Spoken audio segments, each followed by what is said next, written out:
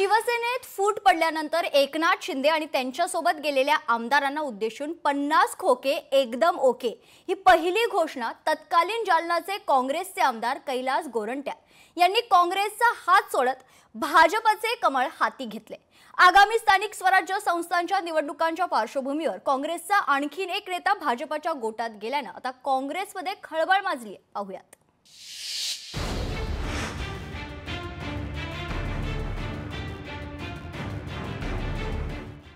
50 खोके एकदम ओके असं म्हणणारा काँग्रेसचा नेता भाजपमध्ये जाण्यासाठी किती खोके घेतले? खोतकरांचा गोरंट्याल यांना सवाल। काँग्रेसचे नेते आणि माजी आमदार कैलास गोरंट्याल यांनी भाजपमध्ये पक्षप्रवेश केलाय। मुंबईत भाजपचे प्रदेशाध्यक्ष रवींद्र चव्हाण यांच्या उपस्थितीत हा पक्षप्रवेश संपन्न झाला। यावेळी भाजपचे इतर नेतेही उपस्थित होते। गेल्या काही दिवसांपासून काँग्रेसमधून भाजपमध्ये जायचं सुरू होतं, पण मुहूर्त मिळत नव्हता। पण आज चांगला मुहूर्त मिळाला असं गोरंट्याल यांनी पक्षप्रवेशावेळी म्हटलं। किती दिवसापासून काँग्रेस सोडून भारतीय जनता पार्टीमध्ये जायचं ठरलं होतं, पण मुहूर्त भेटत नव्हतं साहेब। पण आज एक चांगला दिवस आज मुहूर्त भेटलं।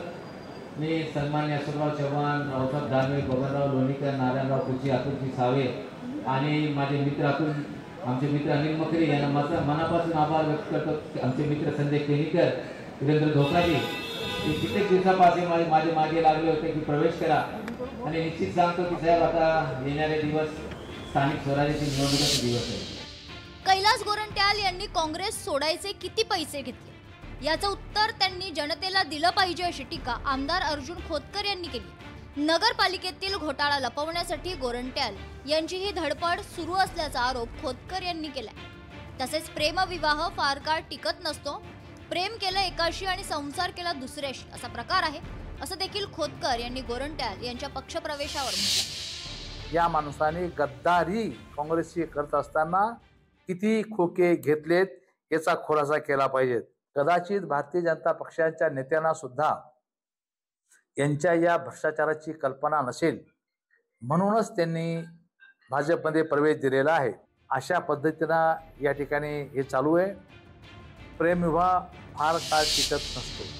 गोरंट्याल यांच्या भाजप प्रवेशामुळे जालना विधानसभा मतदारसंघात अनेक उलटापालटी होण्याच्या शक्यता आहेत। मात्र असं असलं तरी जालना मतदारसंघातील दलित, मुस्लिम मतदार काँग्रेस आणि महाविकास आघाडीसोबत कायम राहतील।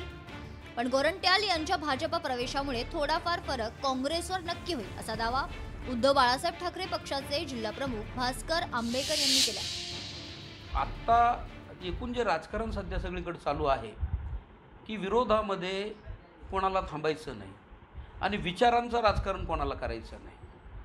सगळ्यांना सत्तेत जायचंय, सत्तेत जाऊन पुन्हा काहीतरी प्राप्त करायचंय।